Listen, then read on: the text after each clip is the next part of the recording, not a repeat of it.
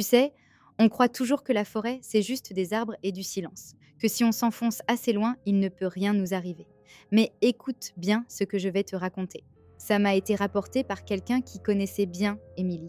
Et depuis, crois-moi, je regarde la forêt autrement. Émilie, c'était le genre de fille solide, débrouillarde. Elle avait grandi entre les randonnées, les bivouacs et les cartes IGN. Avec son chien, Naiko, un berger australien vif et loyal, elle n'avait pas peur de grand-chose. Ce week-end-là, elle avait décidé de partir seule pour 3 jours dans un coin qu'on appelle la Clarée. Un bout de forêt sauvage, isolé. 2 heures de marche depuis la dernière trace de route, aucune habitation à moins de 15 kilomètres. Le matin était doux, couvert d'une brume légère. Quand elle s'est garée au bout du chemin, il n'y avait personne. Pas une voiture, pas un bruit, à part le craquement des branches sous ses pas. Elle a chargé son sac sur ses épaules, accroché la laisse de Naiko, et ils sont partis d'un bon pas. Le sentier était étroit, envahi de fougères hautes et de ronces. Mais elle souriait. Ce genre d'isolement, elle en rêvait. Au bout de 2 heures de marche, le sentier s'est ouvert sur la Clarée. Une clairière parfaite, un écrin d'herbe douce entouré de hêtres énormes, moussus, silencieux. Un ruisseau mince et limpide courait au centre. C'était encore plus beau qu'elle l'imaginait. Elle a monté sa tente juste au bord de l'eau, bien à l'abri du vent. Naïko flairait autour, nerveux, mais Émilie n'y a pas prêté attention. Peut-être un blaireau, un chevreuil, rien d'anormal. Elle s'est installée, a mangé une barre de céréales, regardé le soleil baisser lentement derrière les arbres. La forêt semblait suspendue. Pas un oiseau, pas un insecte. Juste ce silence, épais, presque visqueux. Elle a frissonné, mais s'est dit que c'était la fatigue. La nuit est tombée d'un coup, sans prévenir. Elle s'est glissée dans son sac de couchage. Naïko roulait contre elle. Et au début, tout allait bien. Puis, il y a eu ce bruit. Un craquement léger, juste à la lisière. Naïko s'est redressée d'un coup, grognant, les oreilles pointées vers l'entrée de la tente. Émilie a retenu son souffle. Un autre craquement, plus proche. Elle s'est tendue, immobile, le cœur battant dans ses tempes. Elle s'est dit que c'était un animal, que c'était normal. Mais quand Naiko s'est mis à émettre ces petits grondements graves qu'elle ne lui connaissait pas, elle a compris que ce n'était pas normal. Le bruit a fini par s'éloigner. Elle n'a pas fermé l'œil de la nuit. Au matin, dehors, tout avait l'air normal. Sauf que, sur la terre humide, il y avait des empreintes. Pas nettes, mais assez grandes pour n'être pas celles d'un animal. Et puis, il y avait une branche cassée, fraîchement. Elle a hésité. Partir? Rester? Elle a choisi de rester. Elle pensait qu'elle exagérait. La journée a passé lentement. Émilie a exploré un peu autour de la Clarée, ramassé des fleurs, joué avec Naiko. Mais une sensation ne la quittait pas, celle d'être observée. La nuit est tombée encore plus vite. Dans la tente, elle a écouté la forêt, ou plutôt l'absence de forêt. Pas un bruit. Même Naiko semblait retenir son souffle. Puis, il y a eu ce bruissement, léger, presque imperceptible, comme si quelqu'un frôlait la tente du bout des doigts. Elle s'est figée. Puis, lentement, elle a tendu la main vers la fermeture éclair de la tente. Elle a glissé un œil dehors. Rien, juste l'obscurité.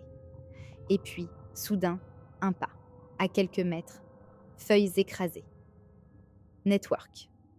Elle a refermé la tente en vitesse, a serré son couteau contre elle. Elle a passé la nuit ainsi, les yeux grands ouverts, à écouter. Au petit matin, elle a découvert que son sac, laissé dehors, avait été déplacé de plusieurs mètres. Et il y avait ces traces, des empreintes, humaines, petites, légères. Trop légères pour un adulte, mais trop grandes pour un enfant. Et les arbres, certains semblaient être griffés, pas de façon naturelle, des entailles longues, profondes, fraîches.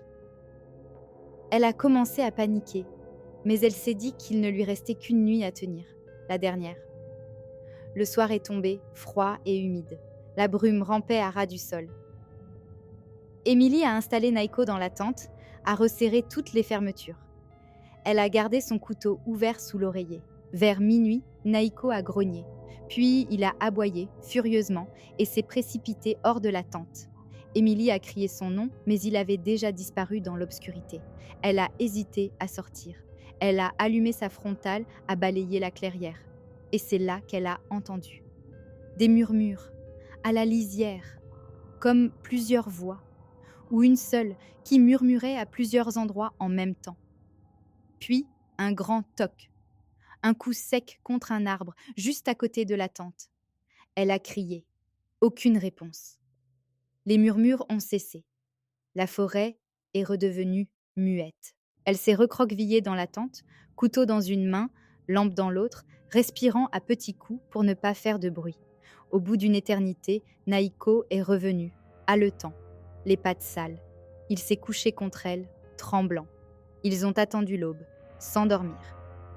Quand la lumière est enfin venue, Émilie n'a pas cherché à comprendre.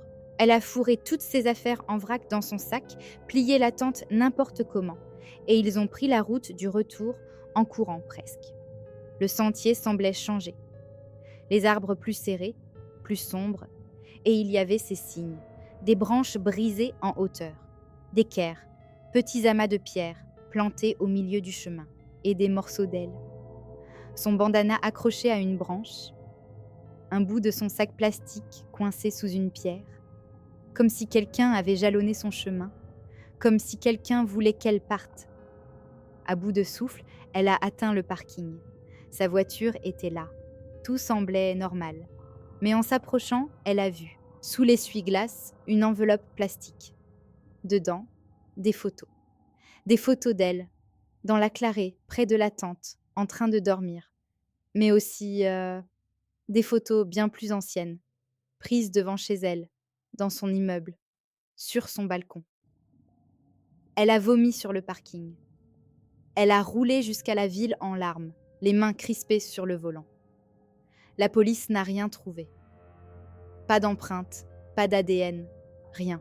Depuis, Émilie a déménagé. Elle ne campe plus. Elle ne part plus seule. Et même au milieu de la ville, entourée de monde, il lui arrive encore de sursauter quand elle sent un regard sur elle.